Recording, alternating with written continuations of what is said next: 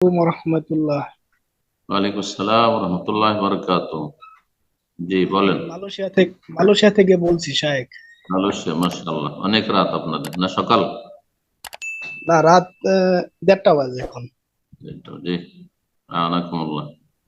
আল্লাহ আপনার আগ্রহ শায়েখ, বাড়িয়ে দিক, গভীর রাতে দিন শেখার জন্য, শায়েখ, প্রশ্ন আমি করার জন্য বসে আছেন। আল্লাহ তৌফিক দিক, আমি তো দীর্ঘজীবন করুন আপনার সঙ্গে। হানাফি পরিবারের সন্তান, তো আমি আহলে হাদিসের আলেমদের ওয়াজ শুনতে শুনতে আমি আহলে হাদিসকে ফলো করি। কোরআন ও আলহামদুলিল্লাহ, আমি হাদিস অনেক কি শান্তি আহলে পাই হাদিস এখন। কোরআন হাদিস ফলো করি, জি, জি, জি, নিঃশর্ত কোরআন এটাই। হাদিস ফলো করি। জি। জি, আহলে হাদিস ব্যক্তি হিসাবে ভুলের ঊর্ধ্বে নয়, কিন্তু কোরআন সুন্নাহ ওয়াহির বিধান, কোরআন এবং সহিহ সুন্নাহ ভুলের ঊর্ধ্বে। ওহি। জি। আমার কাছে আল্লাহ সই তৌফিক আকিদার দান করুন। আলেমদেরকে জি জি ম্যাক্সিমাম জি, আমার ঠিক কাছে আছে, সঠিক হ্যাঁ, মনে হয়। আমাদের আলোচনা শুনবেন, কিন্তু উদ্দেশ্য হচ্ছে যে মানহাজে সালাফ, সাহাবা কেরাম, তাবেইন, তাবা তাবেইন, এই তিনটি যুগে যে ইসলাম ছিল সেই ইসলাম ফলো করা। সেই যুগে এই ফিরকাবাজি ছিল না, 72-73 ফিরকা ছিল না। আনান্নাস উম্মাতাও ওয়াহিদা, একটি উম্মত ছিল, তাদের অনুসরণ করবেন। আল্লাহ তৌফিক দান করুন। জি। ইনশাআল্লাহ। আর আমার শাইখ, আমার প্রশ্ন হলো, আমার বাবা প্রায় 1 মাসের উপরে ইন্তিকাল করেছে, দোয়া করবেন। রহম করুক আল্লাহ, রব রাহিমাহুল্লাহ, গফর আল্লাহ, আল্লাহ জান্নাতবাসী করুন। কিন্তু আমাদের সমাজে যে কুলখানি এবং চল্লিশা করে, তা আমার হম। 3 ভাই আছে, আমরা বলছি যে কোনো কোনোই হবে না, 3 দিনের কোনো কুলখানি হবে না। আমার ভাই বলছে ঠিক আছে, পরে আবার ওই সমাজের মানুষের খারাপ বলবে, এই কারণে কুলখানি করছে, ঠিক আছে। আমি বলছি হম। আমি 1 পয়সাও দিব না কুলখানির জন্য, তোমরা যদি করতে চাও করতে পারো। পরে হম। অল্প কিছু খরচ মর্চ করে কুলখানি করছে 3 দিনের। পরে আল্লাহ এখন হেদায়েত আবার করুক। মনে করেন, আল্লাহ আবার তার 40 দিনে প্রায়। মজবুত করে হেদায়েত করুক, বিদআত থেকে বাঁচার তৌফিক দান করুক, মানুষের চাপে এখন আসবেন। এখন প্রায় 40 দিনের কাছাকাছি আসছে এখন।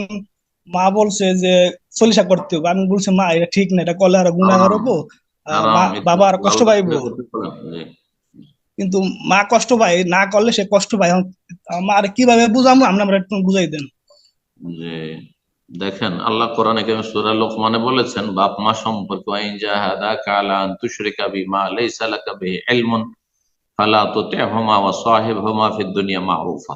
বাপ মা যদি আহ, সর্বাত্মক চেষ্টা করে তোমাকে শিরক করাবার জন্য, এইরকমই যে কোনো গুনহার জন্য, পাপের জন্য, বিদাতের জন্য, এই 40-এর জন্য, আল্লাহ বলছেন ফালা তোতে হোমা, তাদের কথা শুনিও না, মানিও না, তাদের আনুগত্য করো না, কিন্তু তাদের সাথে খারাপ আচরণও করিও না। ও সাহেব হোমা ফিদ দুনিয়া মা, যতদিন তারা দুনিয়া বেঁচে আছে বেদাতি হইলেও তাদের সাথে ভালো কথা বলো, ভালো আচরণ করো, কষ্টদায়ক কথা বলবেন না।